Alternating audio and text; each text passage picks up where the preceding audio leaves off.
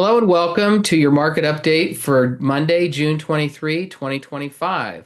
So let's recap the last week. He's the mortgage wise guy, wise I guy. am your mortgage wise guy, and the Fed met last Tuesday and Wednesday, and they gave their comments to the media on Wednesday. And what's the Fed's mandate? Well, they have two things that they're trying to accomplish. They're trying to bring inflation down to 2% on their core PCE, stands for personal consumption expenditures. And they're also trying to give us maximum employment to avoid a recession from job losses and high unemployment. So they're focused more, though, on the inflation piece than the unemployment piece because there's a lot of weak employment reports coming out that they're somewhat not paying attention to and really focusing on the inflation piece. What did the Chairman Powell from the Fed say to us? He said, we're going to wait and see. We're not going to change the Fed funds rate right now because we're worried, we're nervous, we're projecting that PCE inflation is going to increase because of the tariffs in the next 6 months by 0.5%. To my response is, really? Why do you think that? We've had 2 months of inflation reports, two from a PCE, two from CPI, two from PPI, different measures of inflation. They've all come in lower than anticipated and showing progress on lower inflation.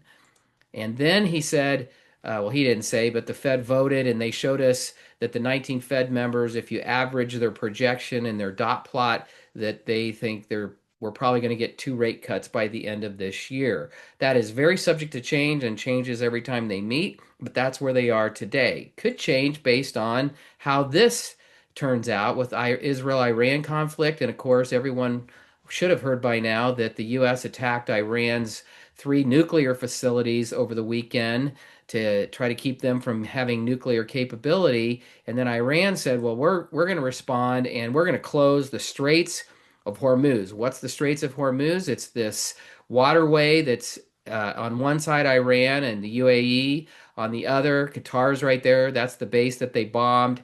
And then you have the Saudi Arabia just to the west of that. And if they close the Straits of Hormuz, 20% of the world's oil would be halted that goes through that strait. What would that do? Bring the price of oil higher, much higher. We would spike. In fact, we've seen fear cause the price of oil to go up over the last week and a half. And inflation, of course, would follow. And sadly, we would see mortgage rates follow that as well to a higher degree. And that would be bad. And that's kind of what I expected to see when the market opened today. But what happened instead? The Iran, according to the New York Times, warned the United States that their response was they were just going to attack the U.S. Air Base in Qatar, and the attack, because we were ready for it and it was a pretty feeble, not many missiles were sent, did absolutely no damage. So how did the market respond to that? We love this. Oil came down by about 7%, and the equities markets jumped up. I think the Dow was up over 300 points today. And on top of that, mortgage bonds and government-backed securities, um, government bonds and mortgage-backed securities, excuse me, rallied, meaning bringing mortgage rates lower. I think we're headed to the mid sixes from where we've been in the high sixes and potentially lower than that. So very, very good news from last week, other than the Fed being kind of foolish and waiting for things that based on fear that they think is going to happen that probably won't happen. Anyway, that's your update for the past week. This is Ricky Walters, your mortgage wise guy. He's the mortgage wise guy, wise guy.